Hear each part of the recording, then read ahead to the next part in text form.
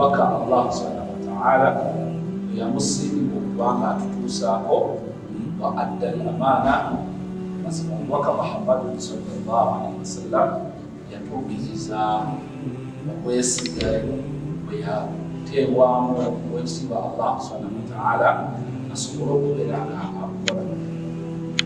Abantu b'ennyumba y'obubaka Muhammad sallallahu alaihi wasallam baakola bateebe ekyokulabirako wamaliriza okubanga malaika Jibril ekutuuseeko gamba nti ikra ewaayo soma yeerwanako musajja wattu nti ma ana bikaarihi nze siri mubayivu siri musajja muyivu siri mubaasoma siri kati nsome ki agamba nti ikra hamu soma sina kyenkwagaza kujja kukola kye okusoma gamba ma ana bikaarihi nze bwe mulaba nze ssebo kucunyoncunya naye siri ki siri mubayivu abasoma siriimu era byongamba okusoma sisobola kukola ki kubisoma. اقرأ باسم ربك الذي خلق الإنسان من علق اقرأ وربك الأكرم الذي علم بالقلم. amulagira asome erinnya lya Allah subhanahu wa ta'ala ery'ekitiibwa alladhi khalaqa Allah subhanahu wa ta'ala yatonda. Abantu bamanyi okubeera awo ne bibatawaanya nga balabanga maama ne taata be balinawo kye bakolawo, naye abantu abafulumya amazzi agafuluma mu taata, abantu abafulumya amazzi agafuluma mu maama n'amagi bayitirivu ku lukalu lw'ensembe, naye sibe amazzi ago sibe gatonda omuntu, atonda omuntu Allahu subhanahu wa ta'ala. Bw'obeera otudde mu mboozi zaabwe oba n'owuliriza ku gye babaddeko, omukazi avaayo naawe omujulizi nti amaze emyaka 10 anoonya ki mwana, era nga wo obweyaku nti yakasaasaanya miliyoni 200 anoonya ki mwana. Kitegeeza nti iqra bismi rabbika alladhi khalaq, Allah yatonda. Ffe tubeera deposit, Allah bwawumuliza ebitonde bye. Kyova olaba mu shariya y'obusiraamu omuntu ayise mu siteegi z'okuba nga akula bw'abeera ne luba lubuto nga luvuddemu omuntu abadde awezezza emyezi 4, anaazibwa n'asaalibwa n'azigibwa n'asaalibwa n'azigibwa ng'omuntu, kubanga Allah subhanahu wa ta'ala aba amaze okuteeka mu ki omwoyo. Naye iqra bismi rabbika alladhi khalaqa al-insana min 'alaq, Allah yatonda omuntu ng'amugyeyo wansi mu siteegi ezi zonna nga wazogerako mu suratul Mu'minun. Naye omubaka Muhammad sallallahu alaihi wasallam Jibril emugamba nti khalaqa al-insana, ye Allah subhanahu wa ta'ala ye katonda yennyini muntu. Bw'amala omutonda min 'alaq, akutonda ng'amugye mu kisaayisaayi ne siteegi ezo za development. allama al-insanu ma lam ya'lam. Fenna abatudde wano ow'ekitiibwa Allah subhanahu wa ta'ala yasiima okubanga akuyigiriza ebyo by'otamanyi.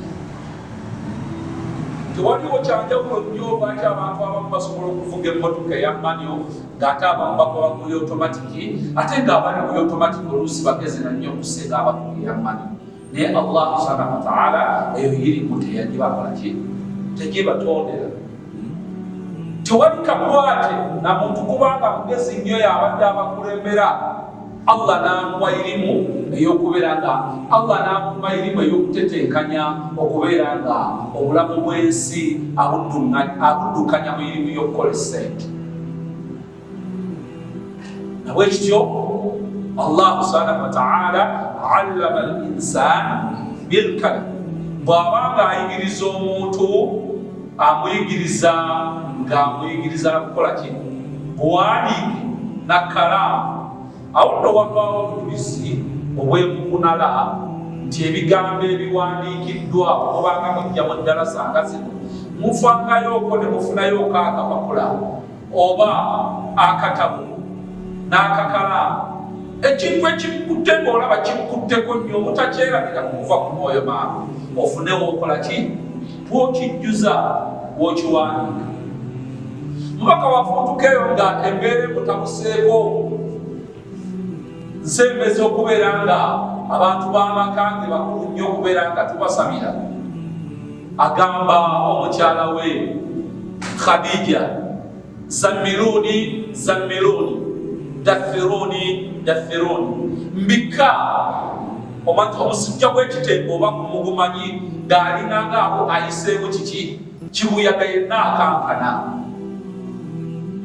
Innama ana yakakasa y'omubaka Muhammadin sallallahu alaihi wasallama, innama ana bashar, muntu nga kye gaffe naye kyamutuukako ki yuha ilayya, okwawukana naffe yakkako obubaka okuva ewa Allahu subhanahu wa ta'ala. Naye obubaka bwamukujugumiza, abaali bamumanyi nga musajja muwala bwalabika obulungi, abdai nga musajja munyirivu wa lususu naye nga lumyukirira n'entuuyo nezimuyitamu n'abeera nga kkako ki wahyi. Innama ana basharu mithlukum, omubaka yali muntu nga ffe, yuha ilayya, yali akkako omubaka. Naye omukyala yamuzza Khadija n'amubikkako ne burda ne engoye ze bakozesa mu winta, burda kugamba ebigoye by'okwesuulirako ngaemunaddira banene n'oleeta bulangiti yeekola ki ebuguma. Omubaka n'atandika okubeera nga agendadde engulu, n'abeera nga entuuyo zimuyitamu, n'abeera nga atandika okuprosesinga ku kyali kimutuuseeko. Anyumiza omukyala we Khadija ebyamutuukako.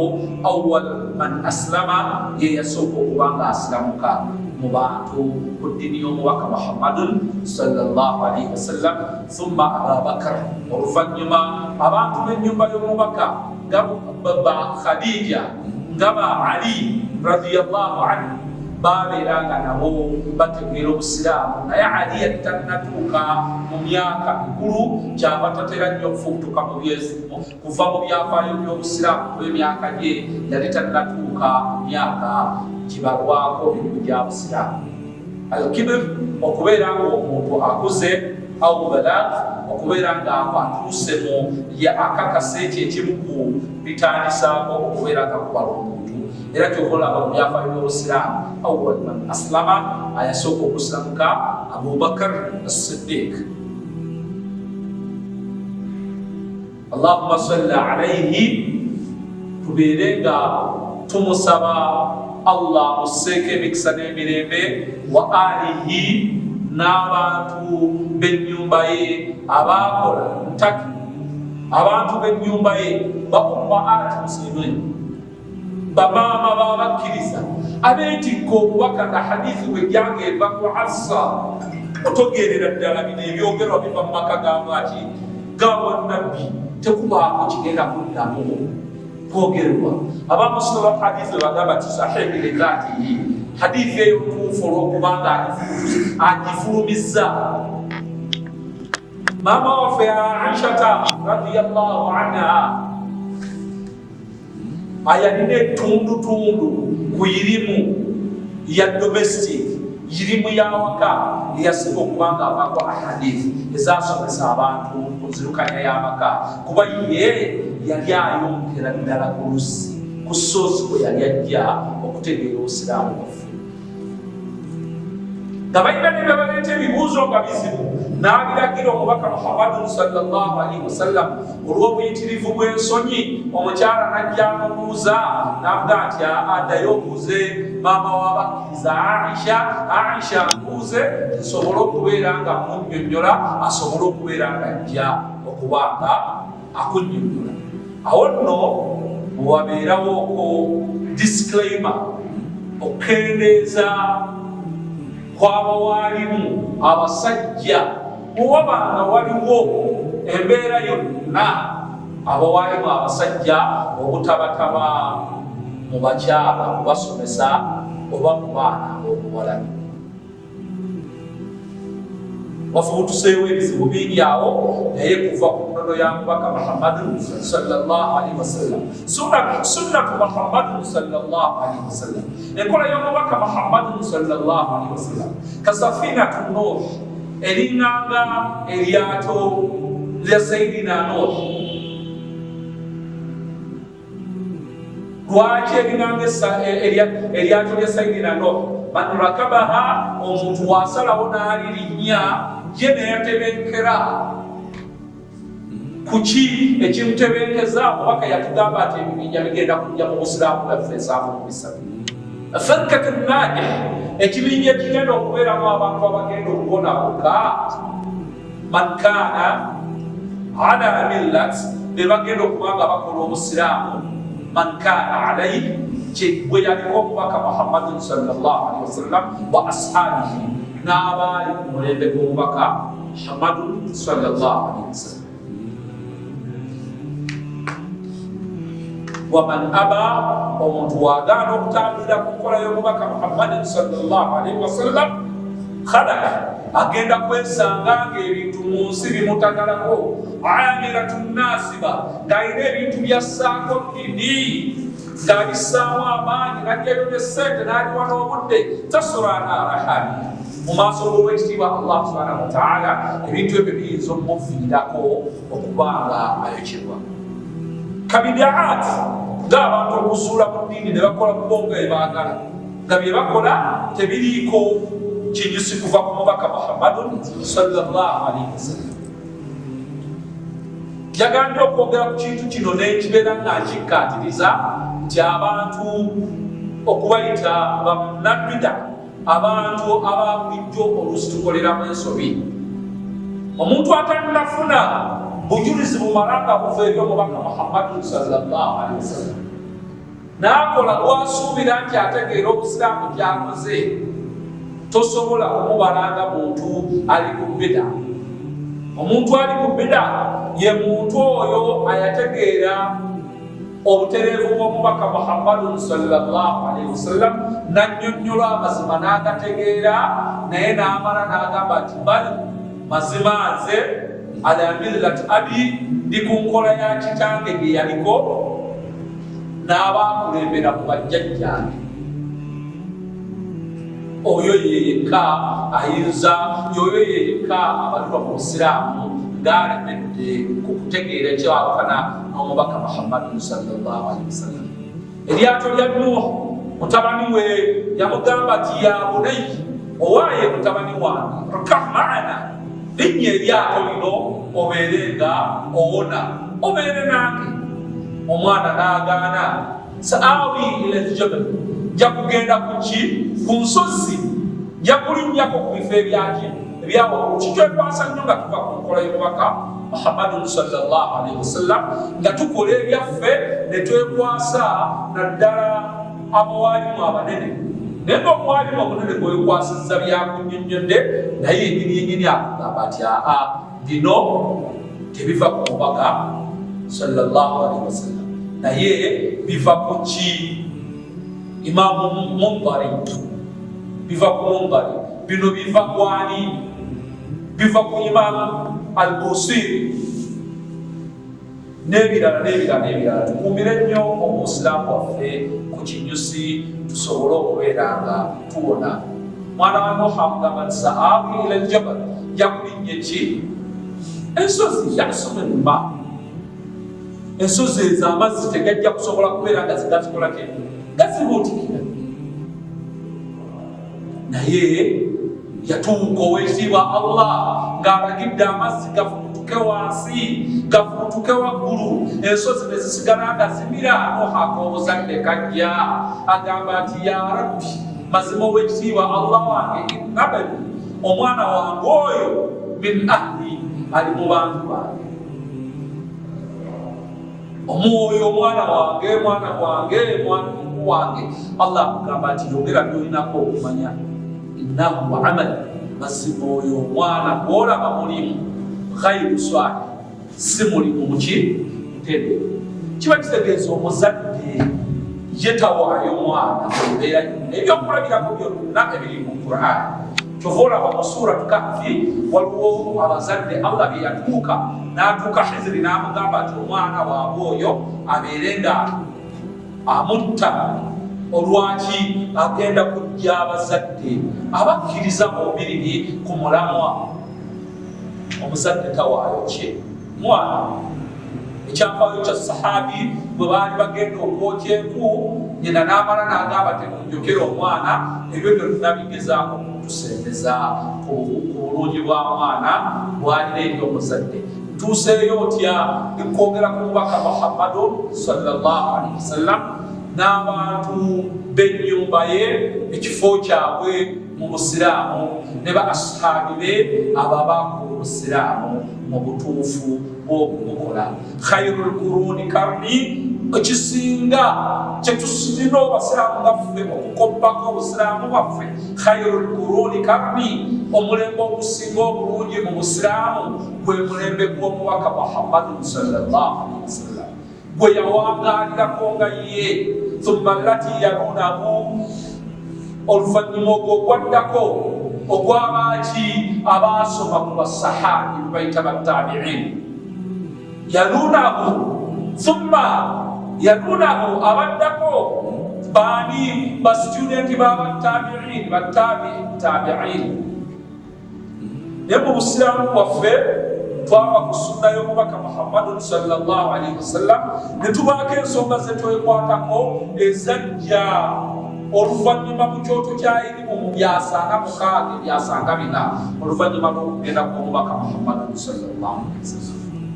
Bantu ba Allah abali wano olwaleero kino mbasaba mubeere nga mukitwala nga mukijje kunze olwaleero ng'enjogera weegamba teri mukatuliki agenda tosobola kubeera mukatuliki kusinga bba kuba yasembayo kubaki obukatuliki tosobola kubeera nga ogamba nti ofuuse mukulisitaayo kusinga bakikusookamu nabwe ekityo wekiri omusiraamu tasobola kusiramuka kusinga mubaka Muhammadu sallallahu alaihi wasallam n'abantu abaali mu mulembe ebyo tumanyi nnyo okubeera nga tutunde ku kituuti ky'omubaka Muhammadu sallallahu alaihi wasallam netubiyitako paayo netubyanguya tutendereza Allah tusabe emikisa n'emirembe gidde eri omubaka Muhammadu sallallahu alaihi wasallam abantu b'ennyumba ye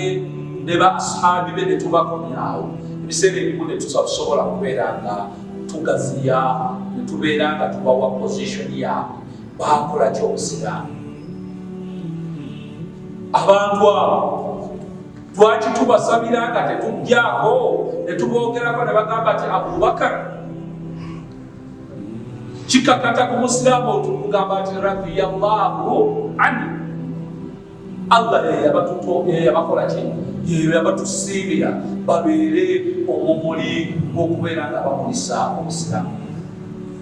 Aina ekiri very interesting mu sura ya 8 sura Fati aina kyowabogerako balina ebyenjawulo bingi bye yajja abatenda nabyo naye ekimu ku bye yabatenda nabo yagamba nti waman yuha shuha nafsihi faulaika humul muflihun omuntu wamala okunaaza ku mutima gw'omulugube omuntu waawona Allah n'amusaasira omulugube gw'omutima faulaika humul muflihun agenda kufuna okwesiima kuno ku nsi yesiime ne kuki ku nkomerero.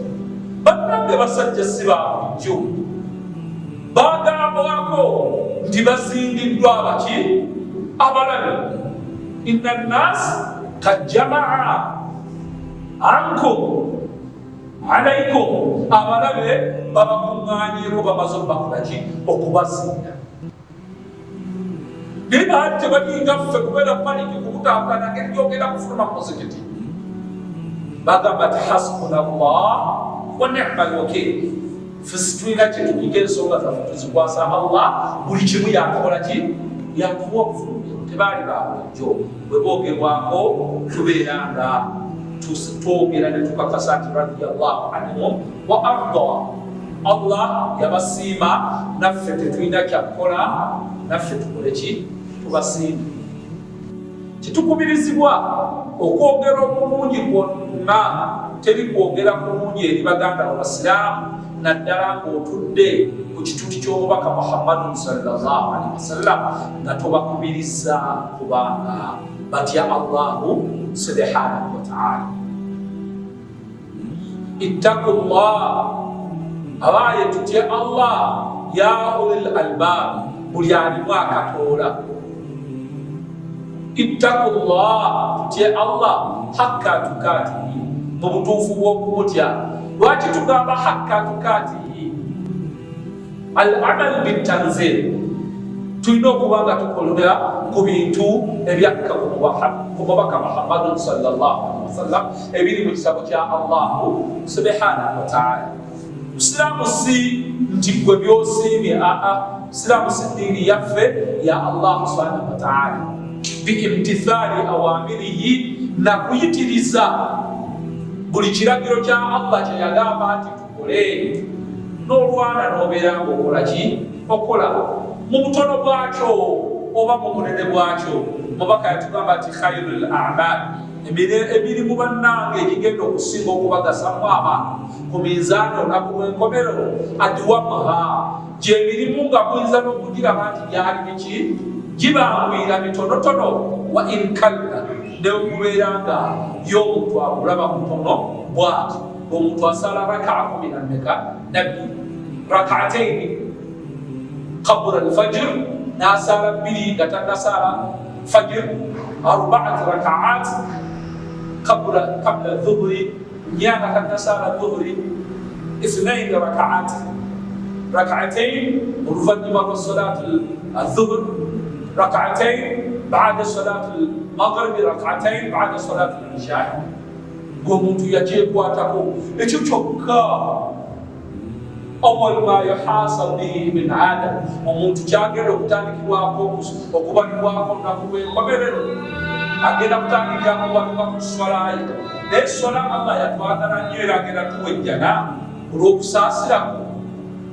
Zino eza bulijjo ze yatulanikako ze zisinga obukulu, naye bwe zinaaba teziteredde ebiraka bagenda bikuba naki nezo nawafu zizigenda kubeera nga zikola ki zikuba ebiraka olw'ekisa kya Allah akukkiriza obeerenga okulaki bwe ojjawo obukakafu ataseekwatako nti gwe subuhi dhuhuri asiri magribi ishai ziwasadde zakkirizibwa era ziri perfect. Okijjawo okola mu ofiisi kyewamu nga mu nkola y'omubaka yalinga anyiyigiriza ahsan man kaama, ayayitiriza okusaala nga yeyasinga abayimirira, wa ahsan man salla, ayasinga okusaala eswala entuufu. Buli we yagebalanga eswala gagamba ati astaghfirullah astaghfirullah astaghfirullah, asaba Allah abeerenga amusaasira ensobi zayinza okuba nga akoze mu swala. Emirundi emeka? 3. N'obusiraamu okubirizibwa obeere ng'okikola emirundi emeka? 3. Astaghfirullah astaghfirullah astaghfirullah, buli w'omala okusaala. Kati yeyo enkola y'omubaka ye yennyini akka nnaasi asinga okutya Allah mu bantu bw'abanga yalinga yeeraliikirira ne yeekingiriza Allah ensobi zayinza okuba nga akoze. Ate ffe nabwekityo tutye nnyo Allah subhanahu wa ta'ala biimtithali awamirihi, nga tukola emirimu ng'egyo gye yalagira tubeere nga tukola. Okusiiba, wasiiba Ramadan, ne waliwo okusiiba Mande, waliwo okusiiba Olwokuna, waliwo okusiiba ayyamul biir, yawmul ashura. Ebyo byonna byakuki mu busiraamu bwaffe, byajjira mu bintu bye tulina okukola ng'abasiraamu kubanga tubona okukwe kutya Allah. Kalbul khasha, omutima nga gulinamu okujugumira n'okutya nga gwettanira okubeera nga gukola Allah byeyalagira. Wajitinabi nawaadi, abaana n'okwebesa okwekomako mu ebyo byeyakola ki byeyaziiza. Ittakullah ibadullah, abatudde wano abatuula mu maaso g'abawaalimu abaayi abooluganda abalungi, neerabira nga nange sejjeeko tutye Allah bijitinabi nawaadi, nga twekomako. Jafar nga twekomako. Alharamu bayyin, bannange Allah byeyasiiza tubimanyi. Walhalaali bayyin, ne byeyatulagira okukola tukola ki tubimanyi. Wabainahuma umuru mutashabih, au wakati umuru mutashabihat, waliwo ebikola ki ebibuzaabuza, naye ng'ebituufu bye tubikola ki tubimanyi. Teri muntu agenda kukola haramu mutono oba munene nga tamukola ki tamumanyi. Ibadallah, baganda bange abatudde wano, baganda bange abatudde wano, jihadi nafsi kaseera kakwerwanako bijitinabi nawaihi, nga twerwanako na kulwana lutalo lwa kuziiza ku myoyo gyaffe ebyo Allah subhanahu wa ta'ala byeyatugamba. Omuliro gwetoloozebwa bishahwaati, Allah yawetolooza na bintu bisinga tunyumira. Teri atanyumirwa music, teriyo, naye atutwala wa ashuara yattabi'uhum al-ghaawun. Ojja kusiriwala endagaano ya Allah ya mazima kasitona bbiikira mu musiki, ojja kuba musiru nga Allah bwe yatuyita, bwe yabayita abantu yattabi'uhum al-ghaawun. Omuntu afuuka obuyabuya bwe yebbiikiza ennyo mu ki mu musiki, mu poetry, mu music. Naye ani atakunyumirwa? Yattabi'uhum al-ghaawun, ge gamu makubo shaitaani mwayita okubeera nga atukolako, atussa gyali. Kuba mukono music ne bamuteekako, ffenna abasomyeko kakatini oli muwaalimu ogenda okuwulira nga naawe ekigero otandise okikola ki okinyenya n'ojjukira n'ogamba nti astaghfirullah. Ittaqullah, tutye Allah bijitinabi nawaihi, nga tugezaako okuweereza ebyo Allah bye yatussaako stop. Akram bosa jihadi nafsi, kullu nafsi, buli atudde wano ala nafsihi basira, ffenna twemanyi, buli muntu amanyi owali obunafu. Fattakullah, twegwanako ya ulul albab, ayinamu akatoola ng'atudde mu ddalasa ey'olwaleero. Ittaqullah, tutye Allah fi sirri wal alam, ku bantu we batulabira n'abantu we batakola ki we batatulabira. ربنا ظلمنا أنفسنا ظلما كثيرا وإن لم تغفر لنا وترحمنا لنكونن من الخاسرين. banange twekoze ebintu abantu we batatulabira, فإن لم تغفر لنا, Allah bw'otatusonyiwa nakutusaasira tussaako kisaakyo, lanakunanna min alkhasirin, n'otwanika abantu bajja kutulabanga tuli mu bantu abaafaafaganibwa dda. Allahumma astur awratana, ayi Allah tukusaba obikka obwereere bwaffe, ayi Allah tukusaba oleme kwolesa by'otayosezza bize bibi gye tukola mu bantu. abantu bajja tujjamu obwesige, abantu bajja tukyawa, abantu bajja tulaba nga tetulabika bulungi. Tukole tutya? ittaqillaha fi sirri wal alani, twerwaneko bijitinabi nawani. Abaye tulwanagane mukweresa.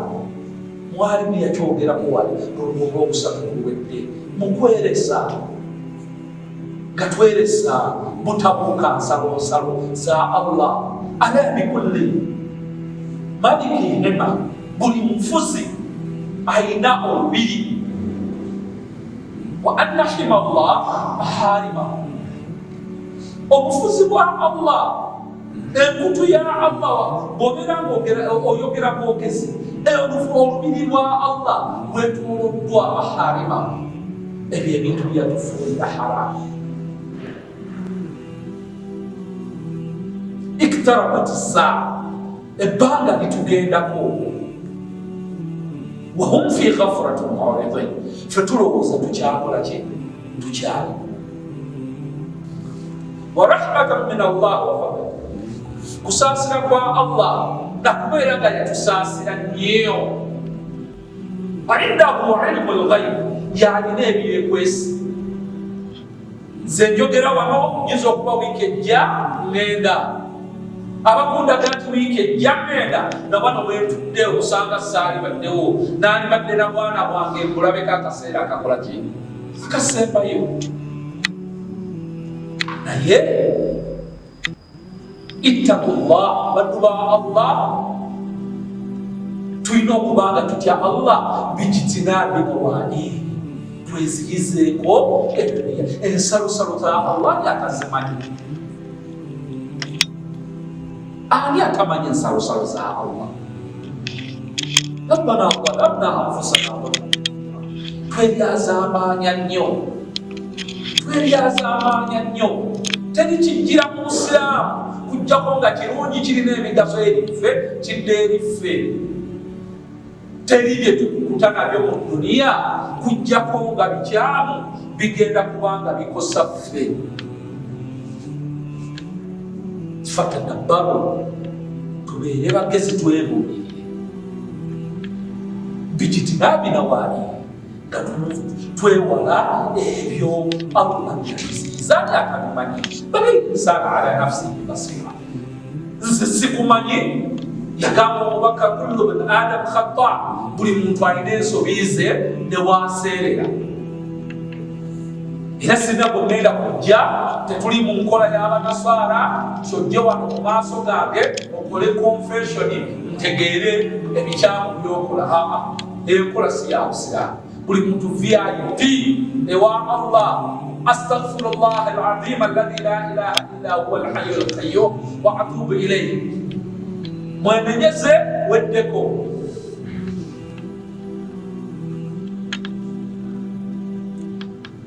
Buli kye tukola, buli kye tutuukako, kikutuukako lwakubanga tulina ensobi ze twakola n'emikono.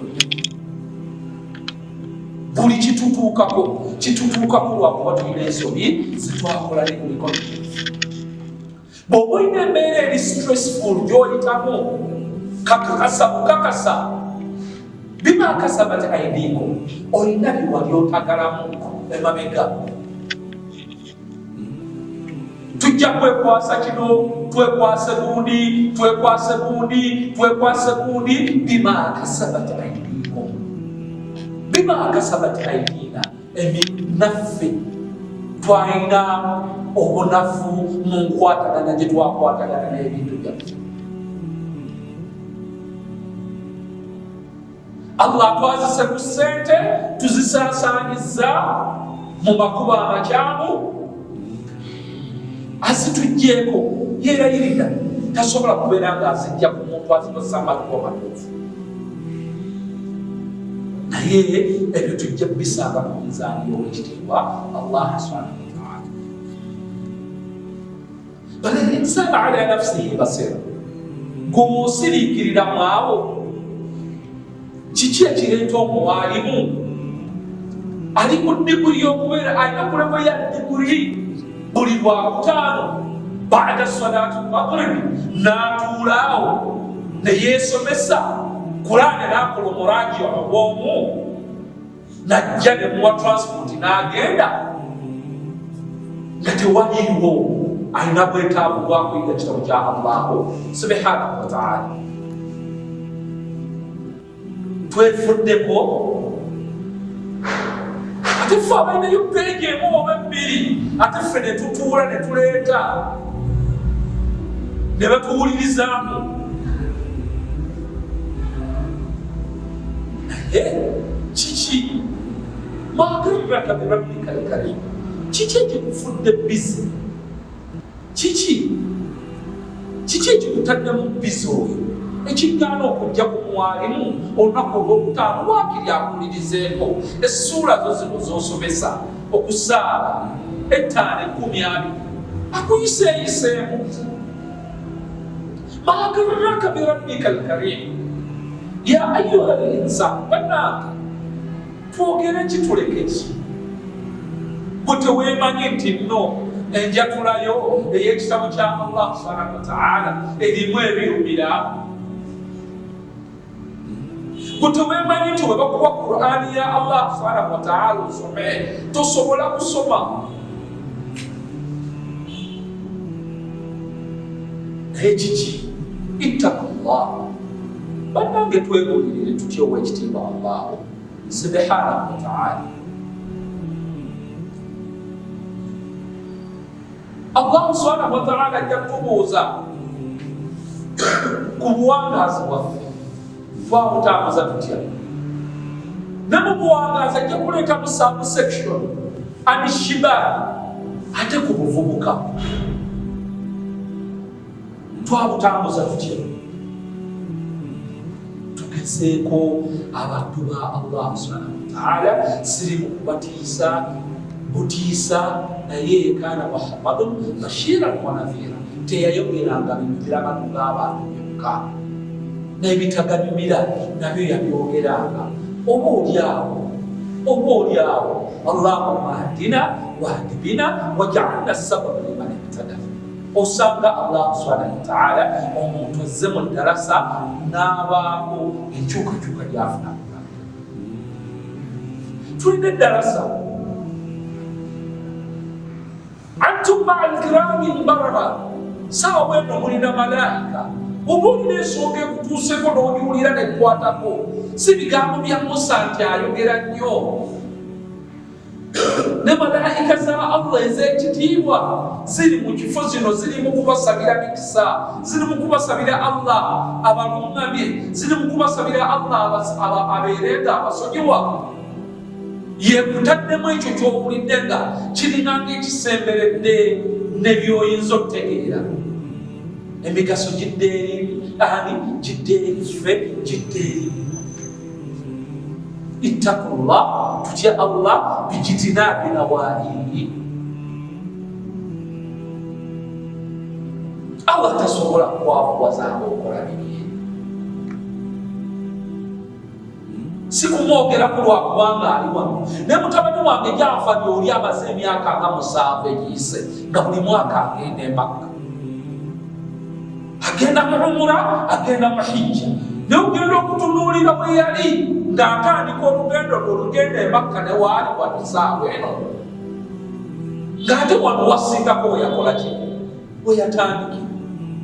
Ani yabagamba nti mu kutya Allah n'okola by'ayagala asobola okukkakkanya amadaala?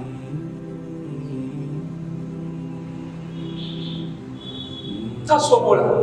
Era byabeera akujjiddemu, byabeera akujjiddewo. Asa an tuhibba shay'in, oyinza okubeera n'obeera ng'ekintu okiri nnyo kumpi n'omutima gwo okyagala nnyo, wa huwa sharrun lakum, ng'ekintu ekyo Allah akirabyemu obubi akikujjiddeko.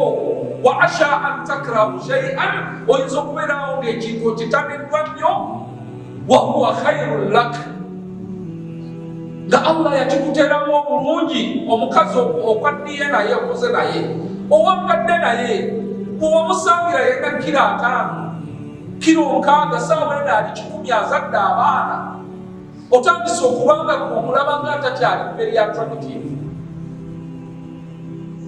naye oyo omala olwala bebi gwoyiga ali mu kampasi ow'emyaka 2 talina kyabaakola kujjanjaba myaka gye 20 tatuula ku kitanda kujjanjaba bali ono owa halaali Allah bwe yakuteerawo afaananye nga bwafaanana wa khairun lak Allah amanyi ebijja mu maaso amukuumiddewo olinganga ayagala omwetamu naye ng'amukuumiddewo wa khairun lak yamanyi ekijja mu maaso agenda kulwala yajja osobola okujjanjaba talina kyagenda kugamba baana be baazadde ti kitammwe namulekerera ng'ali mu kitanda mulwadde tomuwa yadde eddakiika oli mu kugoba ki duniya n'ababebi ijitinabi nawaali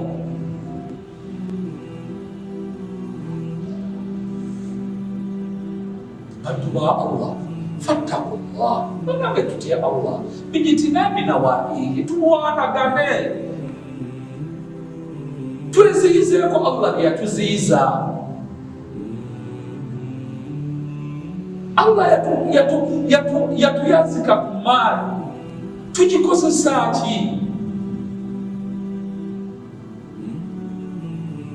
imma haram au halal tubimanyi ebyokukola buli kye tunaakola ne tubeera nga tukikoze nga Allah we yatulagira waman yattakillah ebikolwa byaffe tunaabissaamu okutya Allah yaj'al lahu makhraja n'onaabeera ng'embeera ekufundiridde Allah subhanahu wa ta'ala ajja kukuwa w'oyitira tetujja kwogera ku byayita bya mirembe gy'abakaabu tulabye ku mirembe gye naye nga mukadde wange Haji Musa teyali mu bayivu ba mwana teyali nti mwana wa mukulembeze naye yasaddaakanga mwaka ku mwaka yalisanga abantu mu kisibo mwaka ku mwaka ne bwe yatuuka kuva mu nsi ate sente zize zaali nnyingi okusinga ezaffe abeekuniza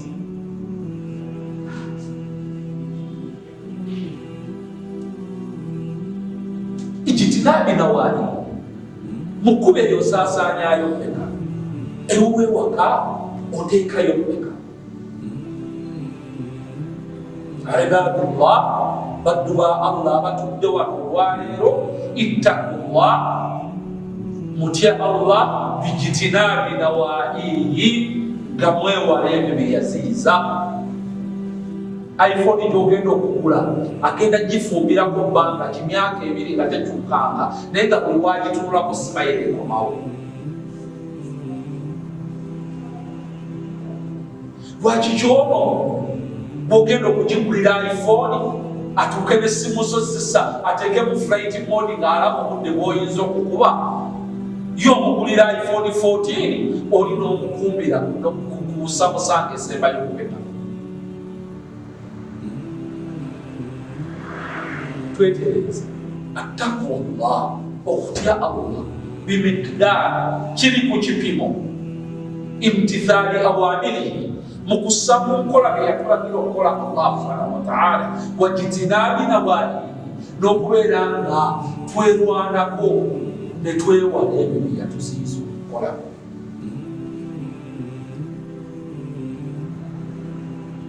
tujja kukola emize emikyamu batutende mu sifiti naye gitwonoonera amaka gye tubeera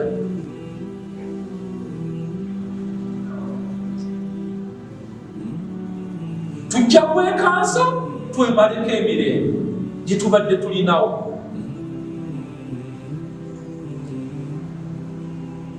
saba Allah subhanahu wa ta'ala atuteeke mu bantu abawulira ebigambo nga bingi n'atubeera nga atubwamu ebitono ebitukwatako ne tubizimbirako obusiramu saba owekitiibwa Allah subhanahu wa ta'ala atufuula abantu ababaako beboogera abantu ne babaako bebalondamu nekunagasa saba owekitiibwa Allah subhanahu wa ta'ala atuwa obulungi bukubirize atwewaze omukyalo omutima okuwangalira okuseka nenatusiimye saba Allah subhanahu wa ta'ala aleme kuyisa ku mikono gyaffe ebikuba ebijja ebigenda okutufuulwa ekisekererwa mu nsi ya Allah.